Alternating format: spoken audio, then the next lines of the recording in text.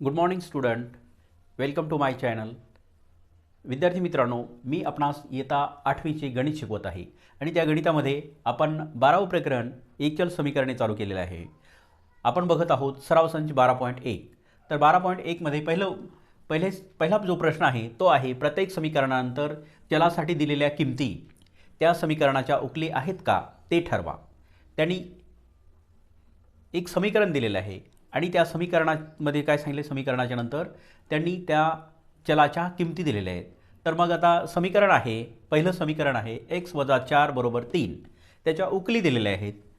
x = 1, x बरोबर -1, x बरोबर 7 आणि x बरोबर -7. तर ह्या किमती आपल्याला या समीकरणामध्ये ठेवायच्यात आणि त्या उकली आहेत का ते आपल्याला ठरवायचं आहे. तर त्यासाठी आपल्याला हे पुन्हा परत एकदा आपण समीकरण लिहू. x - 4 = 3. म्हणजे या समीकरणाच्या दोन बाजू असतात. x - 4 ही एक बाजू आणि बरोबर 3 ही दुसरी बाजू. याला कोणती बाजू म्हटली जाते? तर ही बघा, ही झाली डावी बाजू, समीकरणाची डावी बाजू, आणि ही झाली उजवी बाजू. ह्या बाजूसुद्धा आपल्या लक्षात जर आल्या नाही तर आपलं गणित चुकू शकतं. त्यामुळे आपण डावी बाजू उजवी बाजू ह्या दोन्ही बाजू समीकरणाच्या समजून घेतल्या पाहिजेत आणि त्यामध्ये आपण ह्या जे एक्सच्या किमती दिल्या आहेत तर एक्सच्या किमती आपण या समीकरणामध्ये आता ठेवूया. आता सुरुवातीला आपण काय करू, सुरुवातीला आपण या समीकरणामध्ये एक्सची किंमत -1 ठेवू. मग इथं लिहू आपण या समीकरणात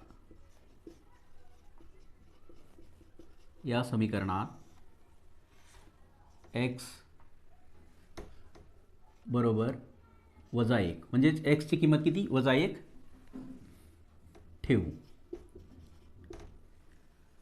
समीकरणात x बरोबर -1 किंमत ठेवू.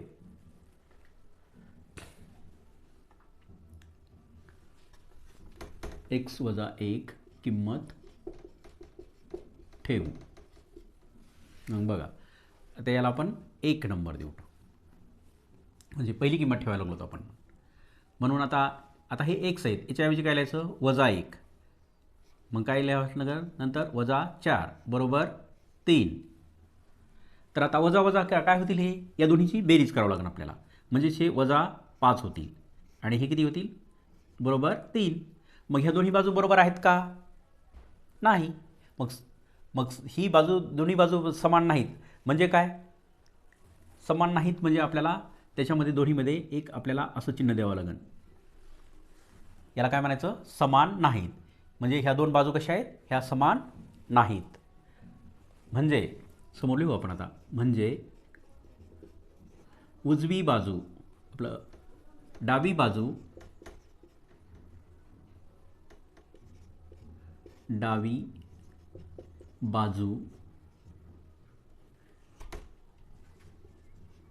उजवी बाजू, डावी बाजू व उजवी बाजू ह्या काय समान नाहीत. म्हणून x बरोबर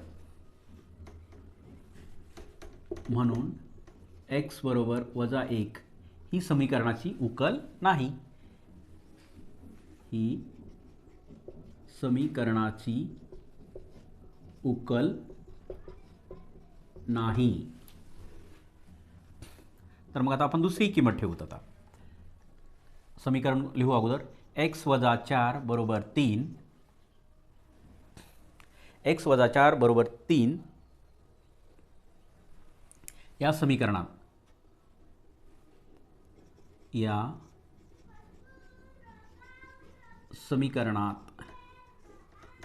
x ची 7 ही किंमत ठेवू. x ची किंमत किती आहे मग, 7. 7 - 4 = 3. मग आता या दोन्हीची बेरीज केली आपण. आपल्या यात 7 मधून 4 गेले, खाली राहिले 3 आणि बरोबर काय येतील मग 3. म्हणजे ही समीकरणाची बाजू कशी आली आपली, ही डावी बाजू आणि उजवी बाजू ही बरोबर आली. डावी बाजू ब उजवी बाजू बरोबर आहे. म्हणून x बरोबर 7 म्हणून x बरोबर 7 ही समीकरणाची उकल आहे. ही समीकरणाची उकल आहे. अशा पद्धतीने आपल्याला गणिताचे उत्तर लिहायचे. आता आपल्याला आणखी एक एक्सची किंमत दिलेली आहे. x बरोबर -7 ती सुद्धा आपल्याला ठेवावी लागेल आणि ती बरोबर नाही म्हणून किंवा बरोबर आहे ते आपल्याला काढावं लागेल. x - 4 बरोबर 3 या समीकरणात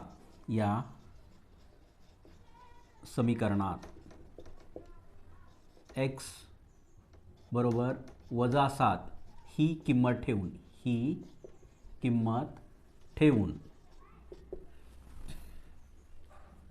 मग आता हे एक ह्या 4 ऐवजी काय ठेवायचं आपल्याला? x ऐवजी 7 -7 आणि -4 बरोबर 3. मग आता हे समान चिन्ह असल्यामुळे याची बेरीज होते. तर बेरीज किती होते? 7 आणि 4 11 -11 बरोबर 3 -11 बरोबर 3. म्हणजे डावी बाजू आणि उजवी बाजू कशी आहे? समान आहेत का? डावी बाजू व उजवी बाजू समान नाहीत. समान नाहीत म्हणजे चिन्ह द्यायचं, समान नाहीत. म्हणून डावी बाजू आणि उजवी बाजू ह्या समान नाहीत. म्हणून x बरोबर -7 ही समीकरणाची उकल नाही. राईट आलं का? हां, तर बघा ही इकडे घ्या. x बरोबर -7 ही समीकरणाची उकल नाही. आलं लक्षात हे? राईट. तर हे अशा पद्धतीनं आपण हे पहिलं उदाहरण सोडवलेलं आहे. आता आपण दुसरं उदाहरण बघूया.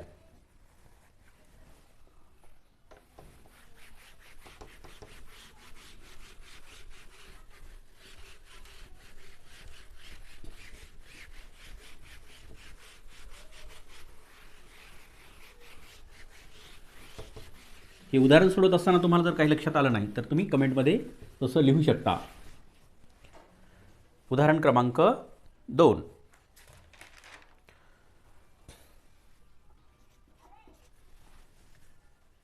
9m बरोबर 81. 9m बरोबर 81. तर त्यांनी पुढं उकली दिलेल्या आहेत. mच्या किमती दिल्या आहेत. m बरोबर 3, 9 आणि -3 ह्या 3 किमती दिलेल्या आहेत. तर मग आता आपल्याला काय करावं लागेल याच्यामध्ये?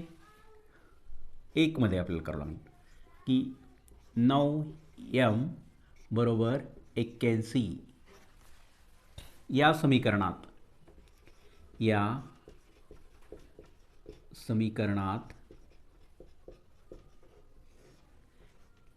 m बरोबर 3 ही किंमत ठेवू.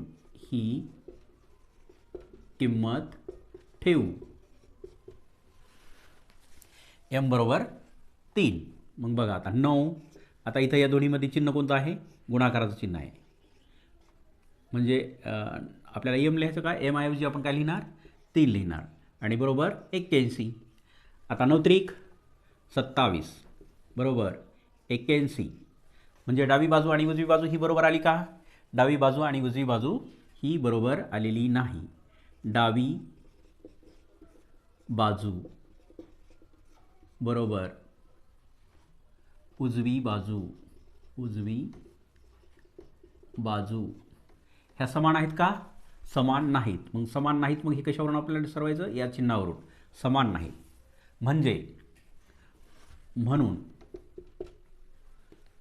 म्हणून m बरोबर 3 ही समीकरणाची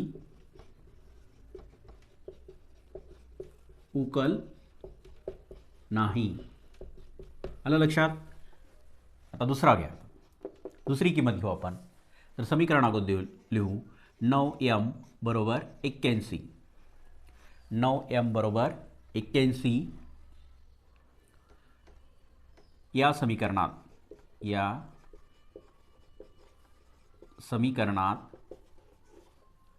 m बरोबर 9 ही किंमत ठेवू।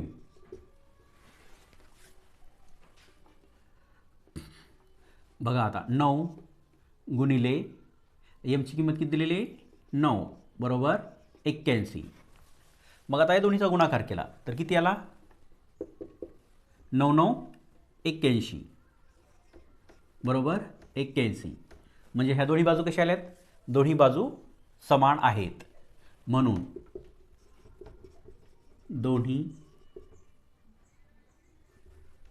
डावी बाजू बरोबर उजवी बाजू म्हणजेच m बरोबर 9 ही समीकरणाची उकल आहे, म्हणून m बरोबर 9 ही समीकरणाची उकल आहे। कशावरून उकल आहे? तर ह्या दोन्ही बाजू, डावी बाजू आणि उजवी बाजू कशा आलेल्या आहेत? तिथं समान आलेल्या आहेत। आता तिसरी किंमत ठेवू आपण। समीकरण 9m बरोबर 81 या समीकरणात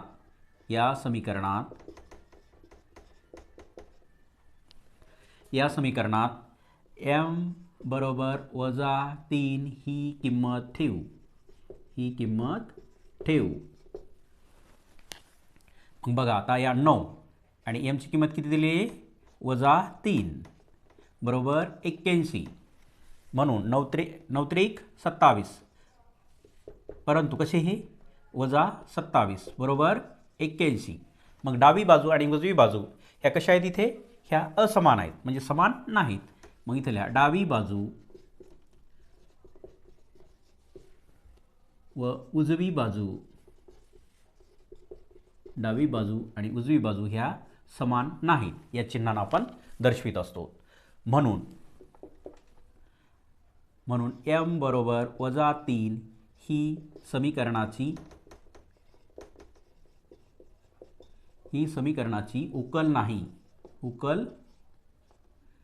नाही। ही दोन उदाहरणं तुमच्या लक्षात आलेत? ही तर तुम्ही पुन्हा व्हिडिओ बघून हे समजून घेऊ शकता।